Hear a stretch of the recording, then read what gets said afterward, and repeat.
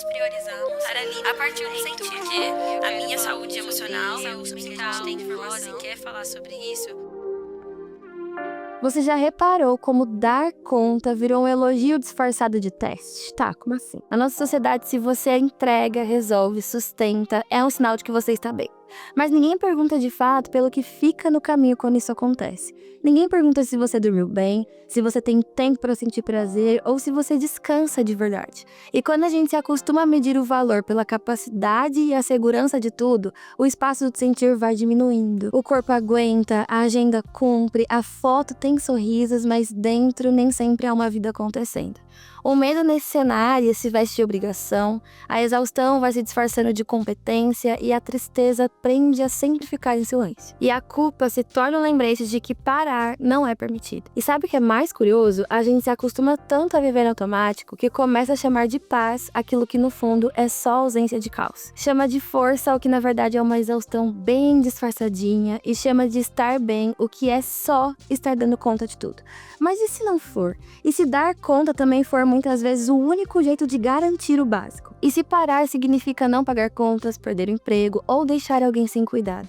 Essa é a realidade de muita gente e é por isso que mesmo quando a vida aperta, a gente precisa falar sobre o que se perde e o que se sente no meio do caminho. Sabe, eu não posso te levar para minha sala de terapia, mas eu posso te apresentar histórias que dão contexto ao sentir e conversas que te conectam com o que talvez você ainda nem tenha nomeado. Bem-vindo ao Sara de Terapia, onde as coisas funcionam, seja de um jeito ou de outro. E no episódio de hoje do Fala que Sara, eu recebo uma mulher que não só fala sobre sentimentos. Ela os atravessa, os estuda e traduz de uma forma acessível, sem perder a profundidade de quem se dedica e compreende o humano. Ela não romantiza o cuidado emocional, ela o coloca no chão da vida e lembra que força não é apenas suporte, mas também reconhecer os seus próprios limites. E que dar conta pode ter um custo que nem sempre é visível, mas que o corpo e a mente sempre registram. Ela não só entrega os conceitos, ela te entrega reflexão, escuta e clareza. E de algum jeito te lembra que sentir é a parte essencial de existir, mesmo quando a vida exige muito mais do que parece possível. E eu estou falando de Elisama Santos. Seja muito bem-vinda, Eli! Ai, que apresentação maravilhosa! Você gostou? Eu amei! Gente, a gente tá aqui no estúdio e eu até dei uma paradinha, porque eu sempre me emociono, porque a verdade é que eu me identifico muito com todo mundo que eu consegui chamar pra estar aqui comigo, e você é uma dessas pessoas que, além de identificar, aprendo muito. Então, seja muito bem-vinda à minha sala de terapia, a nossa sala, na verdade. Vixe, eu amei isso. Eu amei falar que Sara. Fala que Sara. Genial. É nessa brincadeira, será que falar Sara... Fala Sara, não Sara? Sim. Mas tá também, né? Muito. Tudo Sara em algum contexto. É porque a gente tá aprendendo quando a gente escuta. Eu aprendo com a tua história, você aprende com a minha. A gente vai construindo esse cuidado que é junto, né? Junto. E aí, pra começar nesse quadro do sentir, eu queria muito que você me falasse se você tem uma primeira lembrança de quando o sentir ele tomou de fato forma dentro de você e você começou a entender que era um lugar a ser explorado. Sara, eu tenho uma briga interna que é a minha maior lembrança sobre o meu sentir de uma vida. Eu teria muitas explicações pra dar, mas vou dar aquela astrológica. Sei. Eu sou ariana com a lua em câncer. Entendi. Eu sou aquela pessoa que briga, que é intensa, que tem raiva, mas eu também sou muito fofa. E durante toda uma vida, eu olhava as duas coisas e fazia, mas não combina. Combina. Trate de escolher, ou você é braba, ou você é boazinha. Você não tem como ser as duas coisas. E foi só após a chegada dos meus filhos na minha vida que eu entendi que eu podia ser as duas coisas, que elas combinavam e que elas casavam. A maternidade na minha vida foi um antes e depois. O sentimento, ele me guia o tempo inteiro. Eu tô sentindo o tempo todo. Eu não sou aquela pessoa que, não olha pro sentir. Não dá. O meu sentimento grita e assim, eu tenho que olhar pra ele. E aí sempre houve uma briga porque eu não entendi esse sentir. E aí, quando os meus filhos chegaram, que a coisa ficou muito mais intensa, eu parei pra pensar, peraí, preciso olhar pra isso aqui. Deve ter outro jeito de se relacionar com o sentir, porque eles são tão intensos quanto eu. E você falou um ponto que é verdade. Eu também sou uma pessoa que sente muito. E eu entendo que tem muitas pessoas que talvez não acessam sentir como a gente acessa. Sim. Mas tanto pra quem sente muito ou pra quem sente pouco, o sentir é um mistério, né?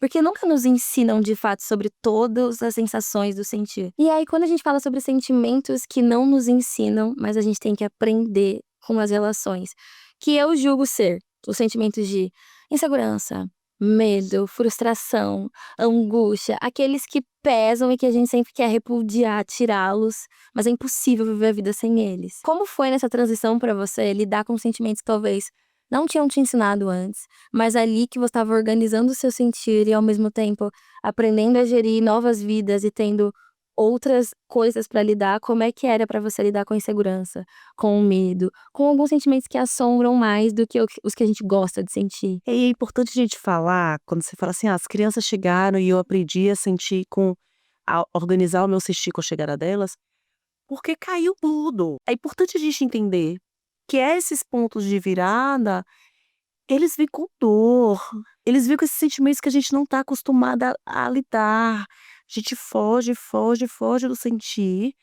até que essa dor fica tão grande que ela grita. Por isso que é legal a gente aprender antes, porque se a gente segue, a vida vai fazendo um desenho cada vez maior. Aprendeu não, gata? Vamos repetir de novo. Até ficar um negócio tão grande que ou você aprende ou você aprende. E pra mim, chegou num momento de colapso. Eu aprendi a cobrir todos os meus sentimentos com raiva. Sim. Todos os sentimentos incômodos, a angústia, a tristeza, a ansiedade, o medo, tudo tava com a capinha da raiva. Porque a capinha da raiva me fazia me sentir potente diante desses sentimentos que deixam a gente impotente. E eu, por muitos anos, fui a pessoa que falava, chorar tem um tempo pra isso não, né? Porque isso foi educação, foi como eu aprendi a lidar com os meus sentimentos. Eu aprendi que não, meu amor, você não tem tempo pra isso. E foi só depois da chegada dos meus filhos que eu fui entender que a lágrima não derramada, ela virava dedo na cara a vida inteira. Eu fui aquela que brigou a vida toda. Em vários lugares. Quando eu falo brigar, briguei de trocar soco na escola, sabe? Eu sempre fui aquela desaforada, porque eu tava com tanto sentir, coberto por raiva, que a capinha da raiva teve que ficar cada vez maior. Ela virou um grande lençol que saía cobrindo tudo. E a maior potência que eu encontro hoje na minha forma de sentir é poder ver que eu ainda boto essa capinha, porque eu usei ela a vida inteira, então ela não foi embora, mas ter a curiosidade de levantar e falar, peraí, o que que tá debaixo desse tapete aqui, né? Vamos descobrir o que que eu tô fugindo. O meu sentimento que me faz entender outros não é a raiva, é a insegurança, né? Eu sempre falo, depois que eu comecei a dar mais entrevistas na pessoalidade, eu falo que teve uma época da minha vida que eu tive que entender, assumir, sem tanto medo, ou toda a questão de arquétipo social, que eu era uma menina insegura. E depois eu percebi que eu também era uma mulher insegura. Porque daqui a mais adiante eu vou ser mais mulher ainda no que a sociedade entende quanto mulher. E eu vou continuar sendo insegura. Porque a insegurança é um sentimento que todos os meus outros sentir passam pelo filtro da insegurança, tal qual você disse da raiva. Então, pra mim, em todos os momentos da minha vida, em tudo que acontecia, desde pequena até mais velha, a insegurança me fazia fazer movimentos que não era exatamente o que eu queria fazer, mas era pra me blindar das minhas experiências vividas, era pra me blindar das minhas relações. E aí isso foi me deixando num colapso muito grande, porque eu não conseguia entender os outros sentimentos, como você falou. Eu era incapaz de entender a tristeza, porque eu tava repudiando ela, que no fundo é normal se entristecer diante das frustrações ou algo do tipo. Mas como a insegurança me falava que a tristeza, estar triste, é mostrar que você não é suficiente, eu falava, é claro que eu não tô triste. Não, tô ótima. E é mais ou menos a mesma reação, só que em contextos distintos. E a mesma forma, raiva. E aí, quando a gente entende que os sentimentos, eles não são lineares e que eles não aparecem um de cada vez, a cabeça faz assim, ó. Pum! Então, na verdade, não é só insegurança que eu já sei que eu tenho. É raiva, sim. É tristeza. E eu achei muito bonito você trazer isso, porque é uma tradução do sentir que a gente até pode ter em conjunto, mas as duas em vivências diferentes, né? E que cada pessoa que vai estar assistindo e ouvindo a gente tem esse sentimento que ele é o maior e que ele sai traduzindo os outros e contaminando os outros e barrando os outros. É bem divertidamente, né? É bem assim, tem um que tá ali gerindo o controle. Sim. Eu brinco com a minha filha, esses dias eu tava falando com ela. Comigo, na minha cabeça, até a coitada da tristeza, ela aprendeu a gritar. Porque a Raia fala, cala a boca. Ela faz, eu posso chorar sim! Sabe? E ela nem queria gritar, mas eu Queria, ela só queria ficar triste, caramba. só queria chorar. Ela só queria chorar, mas tem hora que ela tem que me lembrar, gritando, minha filha, pelo amor de Deus, me deixa chorar. Me deixa ficar triste. Sim. E aí eu já entendi, sabe? Esse movimento meu de aceleração, de querer fugir da dor. E esse fugir da dor, para quem tá de fora, muitas vezes, parece coragem, sabe? Sim. Porque eu sou aquela pessoa que fala assim, Tá tendo você vai ter que lidar com isso aqui, então vamos fazer logo. Vamos fazer logo. Vamos fazer logo. Vou ter que arrancar essa dente, arranca hoje, agora. Eu quero acabar logo, eu não quero ficar com medo, eu não quero ficar com angústia. Eu quero que ela vá embora. Já que eu vou ter que viver isso, então tá, dá logo. Quem vê de longe acha que é coragem. Sim. E não entende que na minha vida, a coragem está em falar, eu não vou resolver isso agora não, vou esperar. Vou esperar. Exatamente. Eu vou deixar sentar. Eu vou ficar com essa dor aqui um pouquinho. Eu não tenho que resolver agora, eu não tenho que te ligar agora pra resolver esse problema. Não, eu vou ficar aqui, eu vou deixar assentar, sabe? E é muito corajoso fazer isso, porque no contexto da nossa vida não é assim, né? Não é. É. Cada pessoa vai ter que descobrir o que é É. a coragem pra você, o que é lidar com a emoção pra você, porque não tem uma cartilha que vai caber todo mundo, sabe? Eu sempre brinco assim, é uma roupinha feita sob medida. E é uma medida que ela vai se atualizar conforme você vai mudando as medidas, né? A coragem é isso. A questão é que quando esse outro que também dita, nossa, ela é muito corajosa, e você fala, não, mas isso não é coragem, isso é medo, mas eu vou. A gente acaba acreditando na nossa própria experiência vivida que eu já fui mais corajosa então no passado e não agora. Você tá sempre querendo caber numa outra roupa, naquilo que nos dizem sobre a coragem, que você não faz um movimento corajoso que é talvez se escutar mais pra ter uma ação. Ou talvez pra alguém que tá assistindo a gente, de fato a coragem é nesse lugar do impulsivo. De ir. Não é um formato, né? Não é. Mas a minha coragem, ela se veste também quando eu consigo me dar tempo pra respirar e pra sentir. Eu sei que eu tô sendo muito corajosa quando eu não te respondo agora, quando eu falo. Não consigo responder, porque falar o não consigo pra mim me custa muito. Muito, muito. E onde a gente tá, com visibilidade, as pessoas querem que a gente tenha opinião sobre tudo o tempo inteiro. E o quanto eu tô aprendendo a ser corajosa de falar, meu amor, eu não tenho conhecimento suficiente sobre esse assunto pra eu te dar uma opinião. A minha opinião seria tão irresponsável agora que eu... Vamos conversar sobre outro assunto. Sobre outras. E às vezes você tem a sensação de que, por mais que você saiba que você não vai ter resposta sempre, que você entra no automático pela reação, não desse outro, mas do que você tem de prazos pra fazer mesmo. A criação de conteúdo traz a sensação do, agora eu tenho que fazer. E aí você percebe que você entrou num automático que até te impede de refletir da maneira como você reflete. Muito. Esses dias eu tava conversando com a minha empresária, eu vou escrever um livro novo. Graças aos deuses. E aí eu tava falando com ela, cara, eu tô sentindo falta de poder estudar. A minha agenda tá tão cheia que eu tô sem tempo de estudar, de pegar meus livros em casa. Eu gosto da pausa. Eu gosto de estar aqui comigo. Para algumas pessoas, Isa, estudar também é trabalhar. É, gente, mas é a parte do meu trabalho que eu mais gosto. Se eu não precisasse trabalhar, eu ia fazer tanto curso, eu ia estudar toda. E eu ia ser muito feliz trabalhando e estudando. E aí eu tava conversando com a minha empresária, eu preciso equilibrar, porque cada hora chega mais convite, e aí eu vou fazendo o que a demanda tá chegando, respondendo a uma demanda, o tempo todo reagindo ao que tá chegando, e muito pouco agindo conscientemente. E aí, volta e meia, eu tenho que dar uma parada e falar, gente, não dá mais. No mês de abril, eu resolvi viajar com as crianças. Delícia. E aí, pra eu conseguir viajar, as coisas ficaram bem apertadas. Juntei um monte de trabalho, você tem um monte de trabalho pra poder pagar a viagem. Uhum.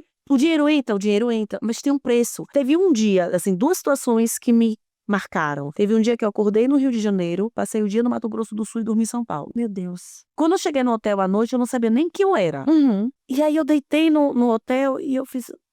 Por um momento eu não lembrava onde é que eu tava quando eu acordei, sabe? Eu tô onde?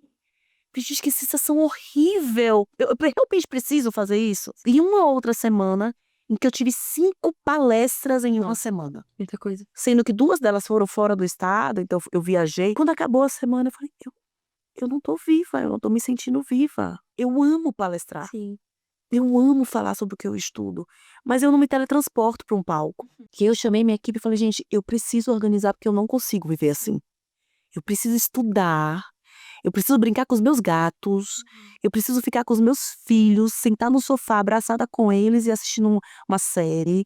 Eu preciso ficar com meu marido, eu preciso curtir a minha casa, senão nada disso vai fazer sentido. E esse ano, pela primeira vez, eu tirei férias 2 vezes ao ano, 15 dias no começo do ano, 15 dias. Que é também o que acompanha a escola, né, das crianças. Pois é, foi a primeira vez que eu tive coragem de tirar férias. Porque pra gente que vem de uma situação financeira muito difícil, negar um trabalho realmente tira teu sono. Cara, me dói nas entranhas, assim. Você sente dor física. E esse ano eu parei. E eu falei, gente, não me liga, eu não quero saber. Eu não vou tirar férias de mentira. Foi a primeira vez que eu viajei e passei 2 vezes 15 dias longe do meu computador. Que delícia. Eu deixei ele em casa e eu arrumando a mala e olhando pra ele. E aí eu olhei meu computador e fiz, cara, eu não vou fazer isso comigo dessa vez. E eu voltei tão mais criativa. Eu voltei tão mais potente. Eu tô assim, meus amores, pelo menos 30 dias no ano não quero nem saber que eu sou melhor quando tiro férias. Sim. E essa é uma questão também que esse movimento do dar conta, que eu até brinquei um pouquinho na introdução, a gente sabe que ele exige muita coisa. O que pegou na sua frase que eu falei, cara, é verdade, é que a gente trabalha pra comprar mais tempo de vida. Mas a gente também trabalha pra comprar necessidades que não cessam. E que hoje, e aí quando você traz, e pra gente que não teve uma condição, negar um trabalho é um movimento impossível, mas o custo emocional disso também emerge muita coisa. E às vezes a gente não consegue parar, né? Hoje você traz um relato de, mas eu consegui e foi maravilhoso. E quando esse movimento não é possível também, a gente não só se culpa, como a gente não considera as outras camadas ao redor. Sim.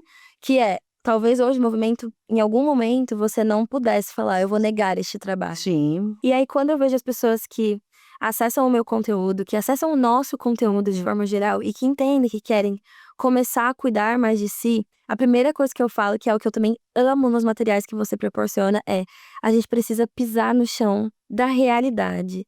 E muita coisa nos tira do chão da realidade. Não só as nossas fantasias, que daí eu adoro. Eu tinha uma frase que eu brincava assim. Teve uma época da minha vida que eu só tinha o sonho pra viver. E esse exercício de criar a expectativa, mas voltar pro pé no chão, é que vai ser muito hostil se você quiser entrar nesse processo de talvez se autoconhecer ou desenvolver coisas importantes, só se avaliando nas lentes daquilo que ou todo mundo vive, ou que você entende que é o padrão e o caminho do cuidado. E assim vai. Então, eu achei muito rico como você contextualizou esse sentido na sua vida, que é, a gente pode até dar conta, só que o dar conta também custa muitas outras coisas. Muito. Tudo tem um preço, não é só o tempo que tem preço. E o preço emocional, ele às vezes é impagável, né? Tem 2 coisas do que você trouxe aí que mexem comigo. A primeira é a gente tirar o dar conta do indivíduo, que a gente aprendeu o tempo inteiro que dar conta é sobre mim. Toda vez que eu não tô dando conta, eu preciso me perguntar quanto de apoio tá me faltando. Exato. Me tirar do meu contexto é violento comigo. Se eu hoje olhasse pra Elisama de 8 anos atrás e falasse, gata, você precisa de férias, eu ia estar sendo violenta com ela porque ela sabia que ela precisava. Mas ela estava exausta, tinha muita coisa pra dar conta, conta pra pagar. Ela precisava sobreviver, velho. Não dava pra tirar férias. Hoje eu consigo. Sabe por quê? Porque hoje, depois de 10 anos de carreira, eu sei que a minha agenda vai continuar. A minha empresária é muito minha amiga. Muitas vezes eu pergunto pra ela, vem cá, tô querendo viajar tal época, o que você acha? Ela, amiga, lembre que você não está. Ai, que linda. E é um exercício que eu faço o tempo inteiro. Eu construí essa carreira, eu não tô aqui de passagem. Porque a sensação que a gente tem quando a gente vem de uma situação financeira difícil é que todo benefício que chega, ele é muito rápido, ele é muito fugaz. Qualquer pessoa pode tirar da gente. E aí agora eu tô fazendo um exercício de que eu não tô aqui, eu sou o que eu construí. Ninguém vai tomar, ninguém tem o poder de tomar. Então esse é o primeiro ponto que eu acho do que você falou, do dar conta, que o dar conta, ele é algo que precisa ser colocado no contexto. Sim.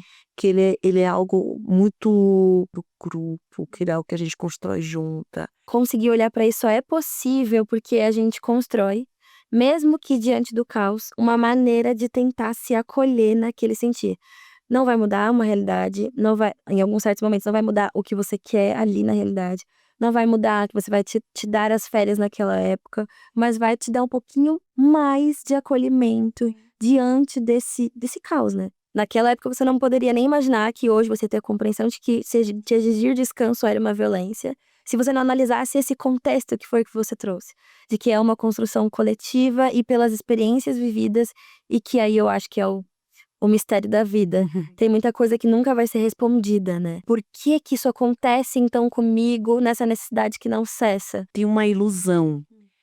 Quando eu peguei uma época, sou uma mulher de 40 anos, em que você abria a conta no banco. E você ia fazer um pagamento, você juntava todos os boletos para ir ou na lotérica ou no banco. E você passava 2 horas na fila. 1h30, 1h40 na fila. Sou de uma época que a gente ia telefonar, você ia pegar a fila no orelhão. Sim. Que você vai escolher televisão, você lembrava qual a hora que passava o seu programa. Nessa época que eu vivi, se dizia muito que quando chegassem os outros aparelhos e a internet, tudo ia ter tempo. A gente ia ter tempo pra curtir o que é importante. A gente ia. E ninguém nos contou que pra comprar os aparelhos que economizam tempo, eu ia gastar um monte de tempo pra ganhar o dinheiro. Eu tenho uma máquina de lavar louça, olho pra ela e penso, minha amiga, como é que a gente não tá junto há mais tempo? O tempo que eu economizo hoje com a lava-louça, eu gastei bastante pra comprar a lava-louça. Sim. E a mídia também tá sendo outras necessidades. Precisa ser intencional, olhar pra falar, ok, um celular que acessasse mais coisas seria melhor pra mim agora, mas qual que é o custo de ter celular? E não é um custo somente financeiro, porque o custo financeiro, a gente que é autônoma, a gente cai em duas armadilhas. A armadilha de achar que a gente vai dar conta de tudo e nunca vai trabalhar. A gente trabalha o dia inteiro, o tempo todo. 24 horas por dia. E tem a armadilha do, tá, isso aqui, uma palestra eu consigo pagar. Então, quer saber? Eu vou fazer. Só que uma palestra a mais é um exercício muito consciente de pensar na sustentabilidade emocional do que a gente vai fazer, do que a gente vai comprar, de todas as nossas escolhas. E tem sido assim, todo dia. Eu contei isso em um dia desses, eu ia pro Rio, para um trabalho, e aí a pessoa da minha editora me ligou e falou, Elisama, a gente queria gravar com você um videocast. E a galera que eu adoro, eu chego tal horário, se você me deixar no hotel tal horário, eu consigo me arrumar. E eu parei pra pensar, eu falei, Elisama, você tem necessidade de passar nessa correria? Chega no teu hotel, toma um banho com calma. E deita um pouquinho. Deita na cama um pouquinho, bota um negócio na televisão, já que você vai ter essa oportunidade. Sabe, mas a gente quer tapar todos os buracos, todos os espacinhos, a gente não quer mais a falta. Na verdade, a gente tem a falta. E não é essa falta do ficar quieta, é uma falta de coisa pra fazer pra você ter o seu espaço. A gente, na verdade, se culpa da falta. Ela é errada, né? Ela é errada porque te falta alguma coisa. Então, me falta beleza, me falta tempo, me falta. Mas, na verdade, o que te falta é ter falta pra você organizar. Sim. É até a frase que você falou, depois da viagem com as crianças, você voltou a ter mais criativa. Você precisou da falta do seu computador pra suprir uma falta que era estar bem. E nem imagino como deve ter sido delicioso pra você e pras crianças, mas pra voltar com algo que te faltava, talvez, que era criatividade e fluxo. Então a gente é feito de faltas, né? A gente é, e a gente se dá uma. O tabuleiro do Resta 1, ele tem sempre um buraquinho faltando. Se ele for completo, você não brinca. Você não movimenta as peças. Sabe, assim, a vida, esse grande tabuleiro de Resta 1, ela não vai estar completa. Se ela completar, a gente morreu, não tem mais movimento. Vai ter falta e a gente vai ficar brincando com as pecinhas aqui. Mas se a gente leva falta pra esse lugar disso que eu tô sentindo, é porque eu sou incompetente. É porque eu não sei lidar com as minhas emoções. É porque se eu fosse a Sara, eu não estaria sentindo o que eu tô sentindo. Se eu tivesse a coragem da Elisama, eu não estaria sentindo o que eu estou sentindo. Cara, a gente é violento com a gente, sabe? A gente nega a nossa humanidade. Então já vivemos num mundo que já é violento com a gente. Precisa ser a gente a ser violento também? Não precisa ser. Eu queria fazer uma brincadeira com você neste quadro. Essa brincadeira chama Se Isso Fosse um Sentir. Eu vou mostrar uma imagem, você vai ter que falar um sentimento que essa imagem te proporciona, ou se não, mas que te lembra. Mais 1, 2, 3 e um sentimento. Liberdade. Eu tenho uma relação muito boa com dirigir em estradas, assim, de estrada tranquila. Eu gosto também. Eu adoro botar uma música. Pra cada pessoa, vai despertar um negócio diferente. Vai. Porque é da sua história. Então pode ser que, sei lá, você sofreu um acidente, você olha isso e fala assim, nossa, medo, angústia. Mas a imagem é bonita, porque é bonita, mas ele não desperta outra coisa. E esse é o ponto, assim, de transformar isso em um sentir, é justamente pra gente caminhar sobre as experiências vividas. É que eu me conectei com você.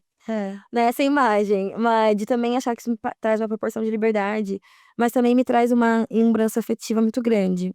Os meus pais, a gente quando criança, a gente gostava muito de viajar, porque também meu pai trabalhava como caminhoneiro, então teve uma época que ele botava minha mãe, eu e a minha irmã no caminhão dele, e a gente ia, quando eram entregas mais próximas dele aqui, né, ia com ele.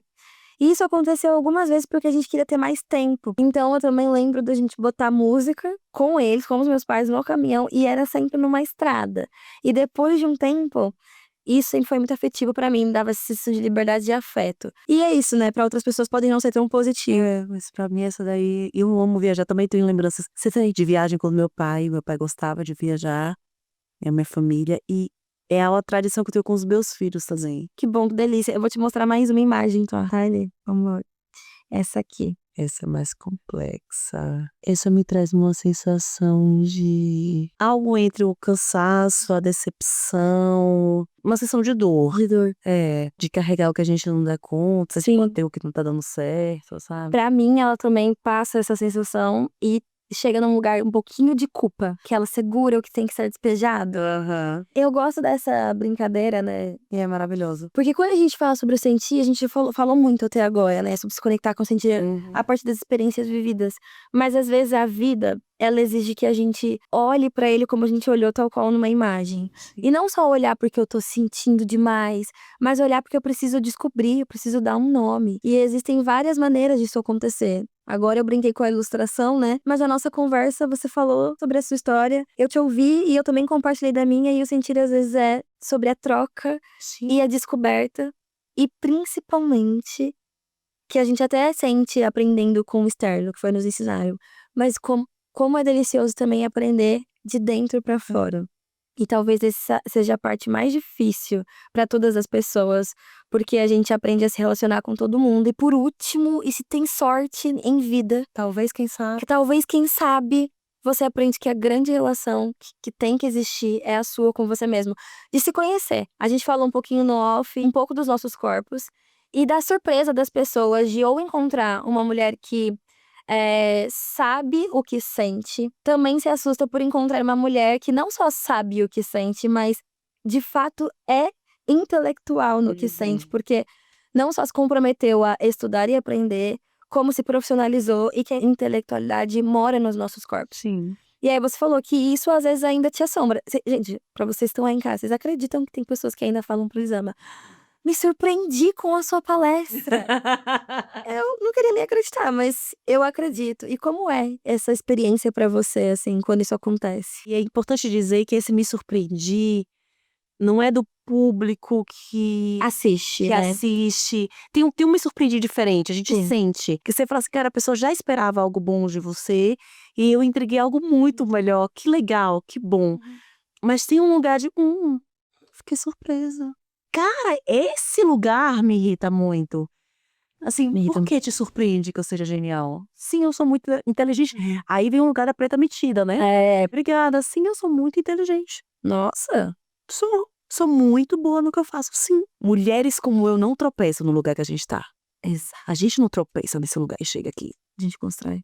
É construído, na relação. Então, sim, sou muito boa. E aí as pessoas se surpreendem, quando eu entrego algo bom, e dois, com, obrigada. E não me surpreende que você tenha me achado muito boa, porque eu fiz isso aqui pra ser muito boa. Pra ser muito boa. E se não fosse pra ser boa, talvez você nem faria, né? Nem faria, porque não me deu esse direito. Exato. O meu erro não é encarado como o erro de outras pessoas. Nossa. Por ser mulher, meu erro já não é encarado da mesma forma. Por ser uma mulher negra, estão esperando pra falar, tá vendo essa daí? Nunca me enganou. Tem sempre alguém esperando que a Elisama que é inteligente, que a Elisama que é coerente com o que fala e faz, é fake. De verdade, minha filha, essa preta é outra coisa. Não sei você, mas até eu conseguir captar, antes o movimento era contrário. Eu me culpava pra não dar a oportunidade da pessoa se surpreender, porque eu falava assim, bom, eu já sei que eu preciso ser melhor. Eu lembrava da frase da minha mãe, que era, a gente já é pretinha, você vai sair assim. E aí, quando eu comecei a estudar, eu queria estudar 3 vezes mais, mesmo sabendo que eu já sabia o que eu sabia. Sim. E que eu tinha que saber muito, muito, muito, muito, muito mais. Porque, pra não dar margem da pessoa duvidar da minha capacidade. E mesmo sabendo que ela ia duvidar, que essa compreensão vinha depois, eu não colocava no lugar de devolver esse constrangimento do sim, eu sei, eu estudei pra isso. Eu ficava, caramba, eu não posso nem dar espaço pra que ela tenha dúvida. Então, eu vou transformar isso em quê? Força. Eu sou uma mulher forte, sou uma mulher corajosa. Então, eu vou fazer 3.000 vezes mais e a gente entra no colapso da exaustão, né?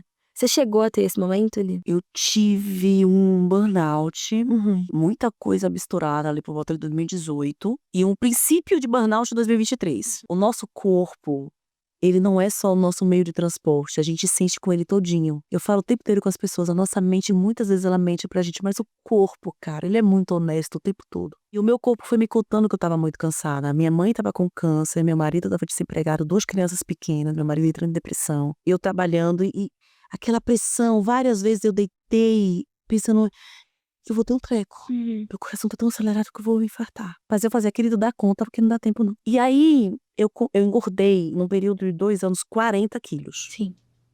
Meu corpo me dizendo, gata, tô tentando crescer porque tá pesado, me ajuda. E eu continuei.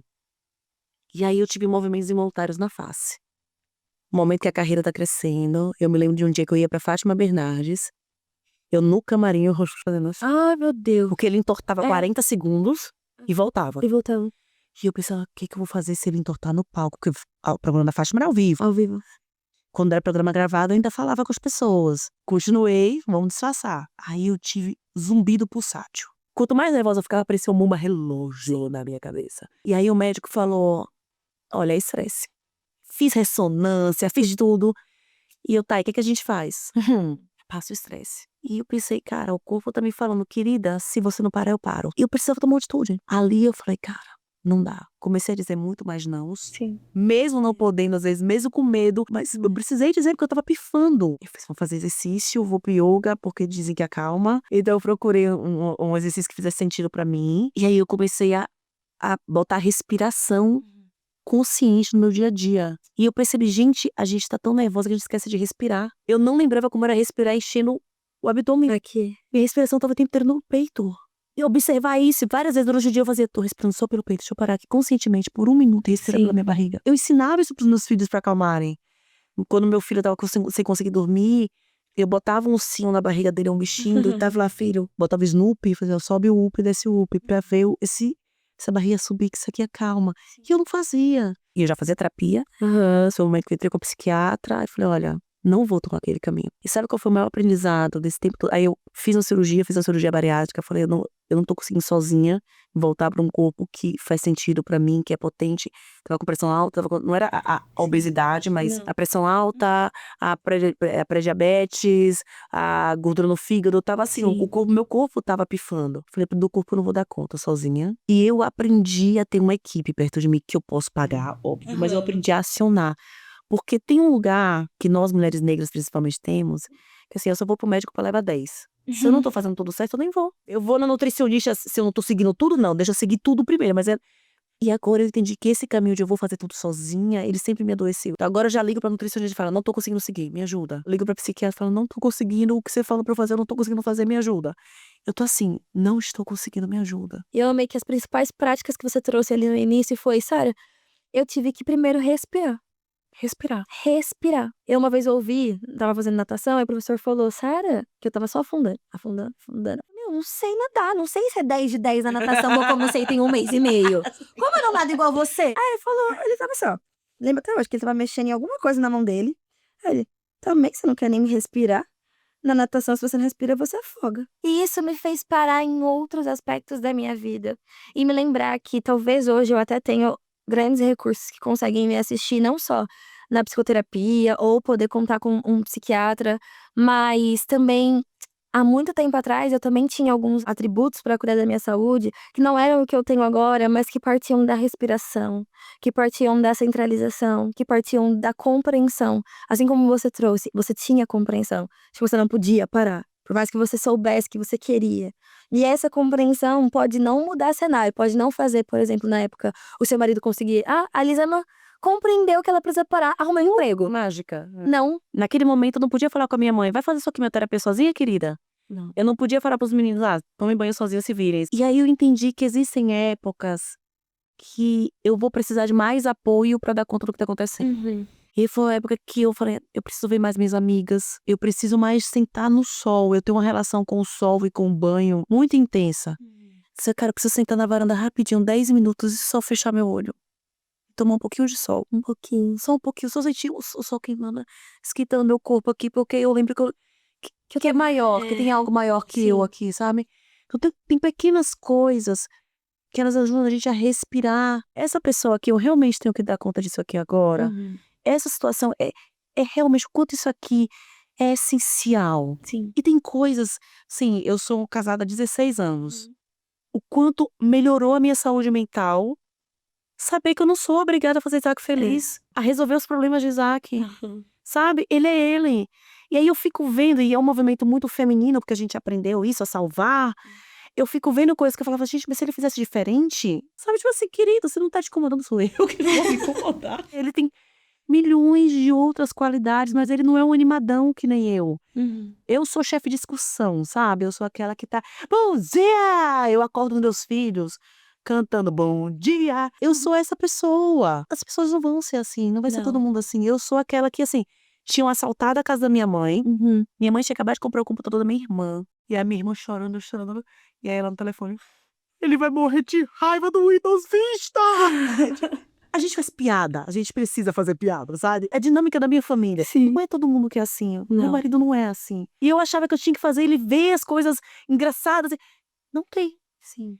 Quando eu risquei essa obrigação, o quanto salvou o nosso casamento, melhorou muito o nosso casamento, e o quanto tirou um cansaço enorme em mim. Sim. Então, vamos olhar da nossa lista do Eu Não Posso Parar. Tem coisa que você pode, Pode gata. parar. Tem. Fazer os outros felizes, por exemplo. É um negocinho que dá pra arriscar, Sim. sabe? E eu até brinco que isso que você falou parece até que é. Se a vida tivesse uma tradução simultânea, a gente já ia saber que não precisa fazer as pessoas felizes o tempo inteiro. Mas a vida não tem essa tradução. E aqui no Saras Terapia, a gente também não tem, mas eu tenho uma brincadeira. Que chama Traduz Pra Mim. Que é literalmente esse movimento que você acabou de me falar. Aqui tem várias palavras que são sentimentos. E você só vai me contar uma história sem falar qual é esse sentimento. E eu vou ter que descobrir qual é. Pode ser? Pode. Vai. Traduz pra mim esse sentimento. Difícil? Ele é um sentimento que é delicioso. Tá. Eu sinto, nossa, eu sinto muito quando eu olho meus filhos dormirem. Ai. Tá, deixa eu ver. Podem ser vários, né? Muitos. Me veio paz, não. Não, Conforto e segurança. não. Sinto quando eu os vejo gargalhar. Eu sinto quando... quando eu às vezes estou assistindo televisão com meu marido e olho pra ele e faço carinho na cabeça, assim. Ai, muito lindo. Mas eu não sei o nome. Calma, deixa eu pensar. Na hora que eu olhei, eu pensei, cara, esse nome não vem fácil. É uma parte que soa um pouquinho de realização, e não da realização da conquista, mas da realização também de afetiva, que preenche, que dá uma sensação de vida, paz, tranquilidade. É nesse tom, assim. Tá, não vou saber o nome dele, você vai ter que me contar.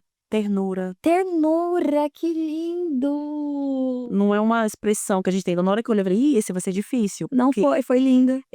Não, vai ser difícil não de você acertar, porque não é um sentimento que tá no nosso vocabulário pra todo dia.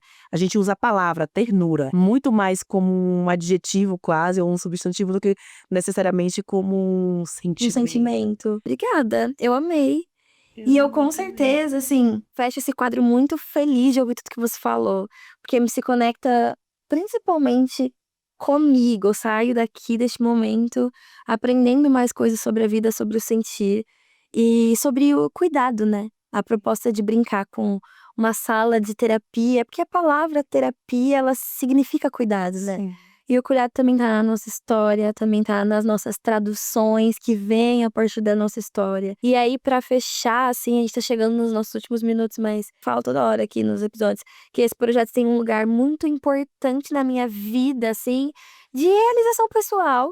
E mais ainda por poder estar com você aqui também, que não é uma pessoa que eu só admiro porque eu sei que é excelente no conteúdo que traz, mas porque já me conectou com coisas muito importantes aqui dentro, em um vídeo, em uma palestra que a gente já participou juntas, na leitura também, nos seus livros. Então, muito obrigada por estar aqui. E eu te falei no off, e vou falar aqui pra todo mundo ouvir, o quanto esse projeto tá mostrando você. Porque a primeira vez que a gente sentou pra conversar, e eu pensei, cara, como ela é fantástica e legal.